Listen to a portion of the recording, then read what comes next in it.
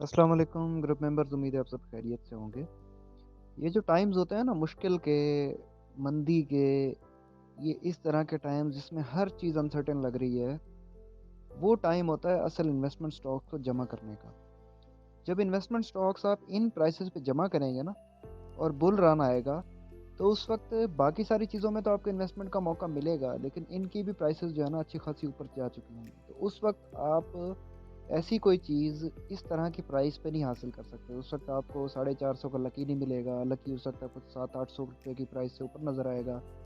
Miller tractor जो है वो आपको 400, 450, 500 और 550 की प्राइस पे नज़र नहीं आएगा, वो आपको 900 की प्राइस पे नज़र आएगा।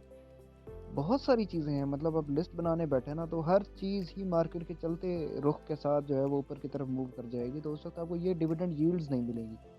अब डिविडेंड यील्ड में आपके पास एक प्राइस है और उसके ऊपर एक सालाना डिविडेंड है। उसको आप कैलकुलेट करते हैं तो आपके पास एक रेशियो आ जाता है, परसेंटेज आ जाती है कि इतने परसेंट आपको ये रिटर्न दे रहा है। एक एवरेज जो स्टॉक मार्केट से आपका टारगेट होना चाहिए ना पूरे 1 साल का, वो 25% की कंपाउंडिंग होना चाहिए कि आपने स्टॉक मार्केट से इतनी अर्निंग करके उसको कंपाउंड कर देना है उन स्टॉक्स में जो आपने जमा करने हैं। आप 5 साल कंपाउंडिंग करें तो जितना आप रिटर्न ले चुके होंगे, जितना आपने इन्वेस्ट किया होगा, उससे कहीं ज़्यादा आप उससे जो है ना गेन कर चुके होंगे। ये एक किताब भी है द कंपाउंड इफ़ेक्ट, उसको आप ज़रूर पढ़ें तो उसमें एक ग्राफ बना हुआ है जिसमें $4 की सेविंग है। $4 एक कॉफ़ी के कप की अमाउंट है, जो कि उसने अपने एम्प्लॉयी को कहा कि आप ये सेव करना शुरू कर दो तो आपकी ज़िंदगी में बहुत बड़ा चेंज आ सकता है। उसने कहा कैसे? उसने कहा कि देख लो। उसने कैलकुलेशन की, उसने कहा आप $4 का कॉफ़ी का कप डेली मिस करो और उस $4 को सेव करना शुरू करो। और उसको सेव करते-करते आप किसी ऐसी जगह पे रख दो जिस पे आपको रिटर्न भी मिल रहा है। वो आपका कोई भी ऐसा रिटर्न का सोर्स हो सकता है और उसपे आप एनुअल 25% का रिटर्न देखो, तो 15 साल में वो आपका इतना बड़ा समझे कि एक सोर्स ऑफ इनकम बन जाता है कि आपकी सोच से भी ज़्यादा उससे आपको इनकम आती है। तो आप ये कैलकुलेशंस भी करके देखें तो आपको समझ में आएगा कि how much compounding can contribute in your earnings.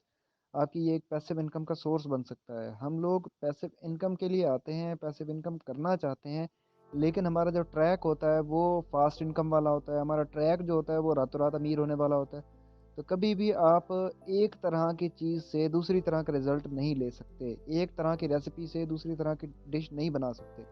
मैंने अगर बनाना ही चिकन सूप है, तो मैं उससे वेजिटेबल सूप वाला टेस्ट नहीं ले सकता और अगर मैंने डालनी ही सिर्फ़ वेजिटेबल्स हैं, तो फिर मैं उससे चिकन सूप वाला टेस्ट नहीं ले सकता हूँ।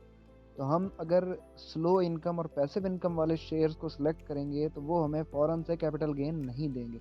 और अगर हम स्लो इनकम वाले शेयर्स को सिलेक्ट करेंगे, तो वो हमें फ़ौरन से कैपिटल गेन नहीं देंगे। तो समझना चाहिए, अपने टारगेट्स को क्लियर रखना चाहिए। जिस तरह का टारगेट हो, जिस तरह की गोल्स हों, सिलेक्शन ऑफ स्टॉक्स भी उसी तरह की हो, क्योंकि वही आपको वैसा रिज़ल्ट देंगे।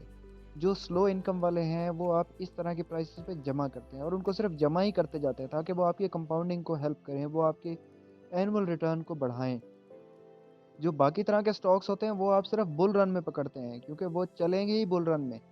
इस तरह की मार्केट में तो वो आपकी इनकम्स को ऐसे डिप्लीट करेंगे, ऐसे उनको ब्लीड करेंगे कि आपको समझ ही नहीं आएगा कि जहाँ खरीदा था अगले दिन फिर उससे नीचे मिल रहा है। जहाँ उसको समझते हैं कि हम डिप है वो उससे अगले दिन और नीचे चला जाता है। तो इन चीज़ों को समझें, जिस तरह के टारगेट्स हैं उसी तरह की मार्केट में और उसी तरह के हालात में ही उनको टारगेट करना चाहिए। आजकल में आप जीएचएनआई को पकड़ें आपको नुकसान देगा। आजकल में आप होंडा कार को पकड़ें आपको नुकसान देगा, यूनिटी को पकड़ें आपको नुकसान देगा। कोई ऐसा शेयर जो बुल रन में चलता है, वो आजकल में आपको सिर्फ़ नुकसान ही देगा। और आजकल में आप देखें कि एग्रो फर्टिलाइज़र है, तो आपको नीचे की प्राइस में मिले तो जन्नत है। लकी है, तो नीचे की प्राइस में मिले तो जन्नत है। अगर ये जो और डिविडेंड वाले स्टॉक्स हैं, ईपीसीएल जो है, वो अगर नीचे मिल रहा है, तो उसको जमा करना चाहिए, एक्युमुलेट करना चाहिए। हाँ, उसकी देख लेने चाहिए ज़रूर वैल्यूज़ के 40 के करीब अच्छा है या 45 पे अच्छा है। लेकिन ये बेहतरीन हैं, डिविडेंड देने वाले स्टॉक्स हैं, तो इनको आप जमा ज़रूर करें। इन टाइम्स में। जब ये टाइम गुज़र जाएगा, जब मंदी ख़त्म हो जाएगी, जब बुल रन आएगा, इंडेक्स के ऊपर की तरफ मूव करेगी, तो उस वक़्त आप हाई बीटा स्टॉक्स की तरफ जाइएगा, जो आपको अच्छा रिटर्न दे सकें, अच्छी अर्निंग्स दे सकें, अच्छा कैपिटल गेन दे सकें। उनको आपने रखना नहीं है कि मैं इसको साल रखूँगा, 2 साल रखूँगा, उनको आपने खरीदते जाना है। एक टारगेट आपने प्राइस सेट कर लेनी है कि इतने टारगेट में मैं इसको सेल कर दूँगा और उसको सेल कर देना है। कंपनी जितनी भी फ़ॉल्ट वाली हो, जितनी भी ख़राब हो, अगर अपने आप को वो एक ऊपर की प्राइस पे मेंटेन करती है ना, इट मीन्स उसके अंदर कुछ है। अगर उसमें कोई ज़्यादा बड़ा ही फ़ॉल्ट आ जाए ना, तो वो 50% तो गिर चुका है, और क्या चाहिए आपको? दूसरी चीज़ है कि आप लिस्ट बनाएँ ऐसी कंपनीज़ की जिनकी प्राइस 500 से ऊपर है। तो उनमें आपको कोई 100 से ज़्यादा कंपनीज़ नहीं मिलेंगी, और उनमें ये एमटीएल एक कंपनी है।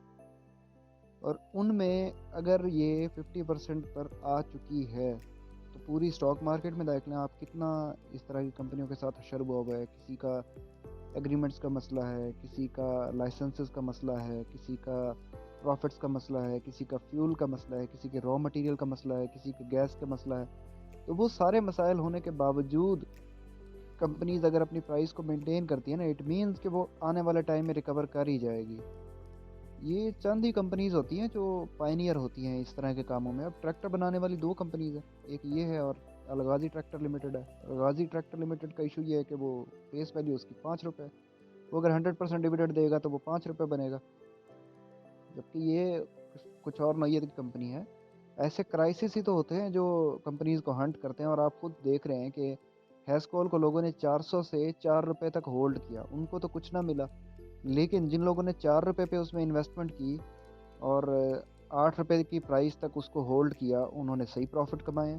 तो इसी तरह से ये समझें कि अपनी 50% प्राइस पे तो आ चुका चुका हुआ है। अब उसके बाद ये इसकी बेस्ट प्राइस है इसको हंट करने की, और ये नीचे भी जाता है, तो कौन कह रहा है कि आज ही जितनी जमा पूँजी पड़ी है वो सारी 550 की प्राइस पे लगा दो। थोड़ा-थोड़ा करके एक्युमुलेट करते रहें। हर हफ्ते में भी अगर आप थोड़े-थोड़े शेयर्स खरीदें, तो पूरे साल में 52 वीक्स होते हैं। 52 वीक्स में ऑपरेशनल मेरे ख़्याल है 40 वीक्स होते हैं जिनमें आप ट्रेडिंग अच्छी कर सकते हैं। उन वीक्स में अगर आप खरीदते हैं तो बहुत अच्छी एक समझिए कि आपके पास कलेक्शन ऑफ गुड स्टॉक्स हो जाएगी। क्योंकि जो अच्छी चीज़ें होती हैं ना, वो इसी तरह के क्राइसिस के टाइम में भी हंट की जाती हैं। अच्छा टाइम आएगा तो वो सब पे ही आएगा ना, इस पे भी अच्छा टाइम आएगा, एमएलसीएफ पे भी अच्छा टाइम आएगा, यूनिटी पे भी अच्छा टाइम आएगा, जीजीएल पे भी अच्छा टाइम आएगा। तो अच्छा टाइम अगर उन सब कंपनीज़ पे आएगा तो क्या इन पे नहीं आएगा? तो उसमें जो है फिर आपको ये अच्छे स्टॉक्स लो प्राइसेज़ पे इन्हीं हालात में खरीदने को मिल रहे हैं, जमा करने का मौका मिल रहा है।